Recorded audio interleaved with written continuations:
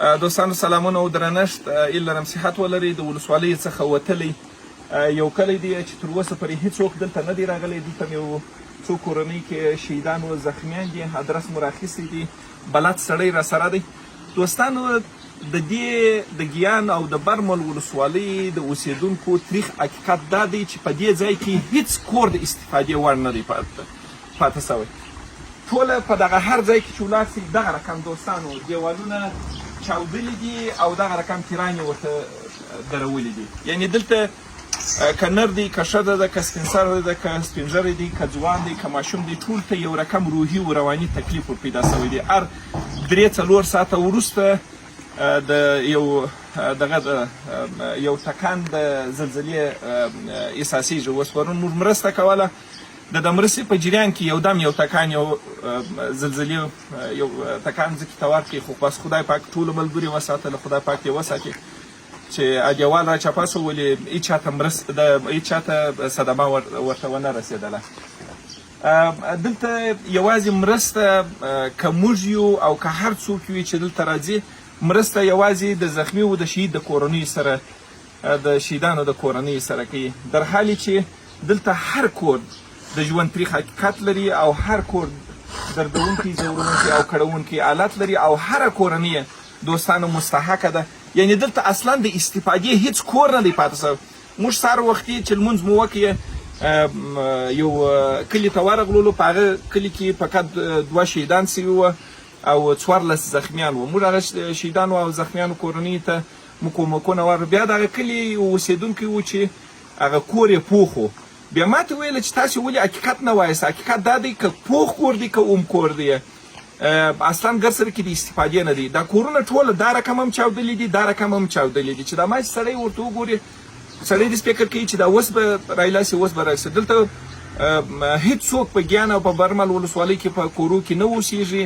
د زلزلې د ویرې څخه ټوله تر شنه اسمان لاندې د سرای په ښځې و نرو سپین ږیري و ځوان و ماشومان ټوله په دغه کې اوسېږي، د سرای په نس کې اوسېږي، د سرای په صحن کې اوسېږي. دا مې په دې خاطر درته وویله د حقیقتونه چې دا دغه رقم حالات دی. موږ په بله کوڅه چې م تللو د کلي خلکو راوګرځولو چې دا دیوال داسې نه سي چې تاسې دلته تېرېږئ د زلزلې ټکان اوسېږي او دا دیوال پر تاسې پر ملګرو مو راوننړي، د هغه کوڅې څخه یې منع کړلو. بیا یو څه مزاحمت وکړي پر دغه لوړه باندې پر غونډۍ باندې ورته راواوښتلو دغه کلي ته. نو د هغه زخمیانو شهیدانو سره به د نقدي مرستو کومک هم ورسره وکړو. دوستانو دغسې ټوله دا رقم راځه. زه دا د اول به د دې کاکا کور وګورو پر رکاشه کې وایي افراز زموږ ځای وګورئ.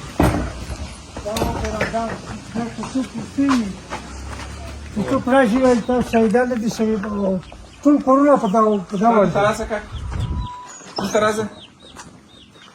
دا کاکا کور دی چې دوی د دغه ځای څخه وتلي دي، هلته پر ډاګ باندې اوسېږي. چیرې اوسېږي؟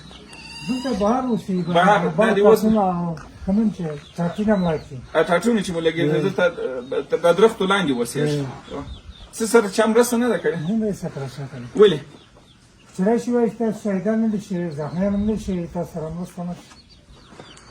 رښتیا تاسو ورته وګورئ دوستانو، دا کورونه یې ټول رانړېدلي دي، هېڅوک دلته نه اوسېږي. چې هر څوک دلته راځي ورته وایي چې لکه بابا چې وویله چې وایي موږ ته وایي چې ستاسو په کور کې زخمیانو شهیدان نه دي سوي، نو په دغه خاطر باندې موږ ستاسو سره مرسته نه سو کولی. دوستانو د سلهاوو نفرو د شهیدانو په برمل او په ګیان ولسوالۍ کې چې دا اوس موږ خپله کور په کور باندې ګرځو، کومکونه توزیع کوو او د دې وڅنګ ته د سلهاوو نفرو د زخمي کېدو وڅنګ ته مالي خسارات دلته ډېر زیات دی. تقریبا 9,000 دي، 10,000 دي، 12,000 کورنۍ په د ګیان ولسوالۍ کې دي، په زرهاوو کورنۍ هلته په برمل ولسوالۍ کې دي. هېڅ کور د استفادې وړ نه دی، هېڅ کور د استفادې وړ نه دی پاته سوی.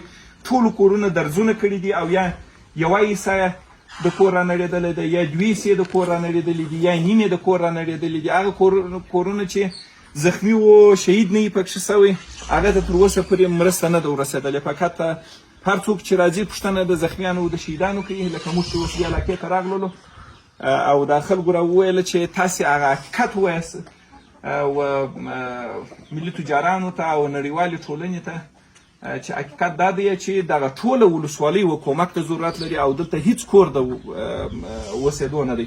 نو دوستانو پر موږ باندې ناوخته کیږي ځکه چې نن مو کار ډېر زیات دی. برمل ولسوالۍ ته نن بیا د خیر سره سفر لرو، زموږ کومکونه راورسېدله. نو برمل ولسوالۍ ته باید موږ پر وخت باندې ولاړ سو چې بیا ګرمي کېږي، هلته هم باید کور په کور باندې توزیع شروع کړو د خیره سره. دغه د کور سامان دی ټوله یې ځینې راایستلی دی او دغه هم د کور نړېدل دی او د بابا درد خو مو ولیدی چې بابا موږ پر لاس راکش کړلو او بابا وایي چې دلته زه د خپل اوسېدو ځای هم درته درښیم. دا ټوله دلته اوسېدی نه؟ دغه د اوسېدو ځای ده. د شپې ښځې نارینه په دغه کټو کې دغه کېږي. دلته څه شو بابا څه شوې ژر راسه. دغه ترپال دی، دغه لرګي دي، دغه ترپال و لرګي تر لاندې کې ښځې او ماشومان په دغه کې اوسېږي او نارینه نو بس دلته دوه نارینه دي په دغه کټو کې. اخوا ته هم دغه ښځې او ماشومان هلته اوسېږي. ښځې ماشومان یې وایي دلته نه اوسېږي، دلته وایي نارینه اوسېږي. ښځې ماشومان وایي اخوا ته مو ټوکران دغه کړي دي، لرګي مو درولي دي، وایي ټوکران مو پر ایښي دي. دوستانو هیله کومه چې د دې ځای د حقایقو څخه ځان خبر کړئ. تاسې ورته وګورئ ټول کورونه دا رقم چاودلي دي.